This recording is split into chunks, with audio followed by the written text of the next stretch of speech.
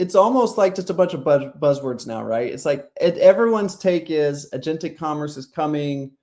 We're going to be the agentic blockchain of the future. We're the AI agentic framework or blockchain. And, it's becoming like just noise. But I do think that it is real, right? Databases that run throughout the world are going to continue to power business, people, transactions. Those are going to move on chain. And those databases have to be verified through ZK proofs, especially if it's a SQL database. So I absolutely think that is going to be a huge area where we can play in.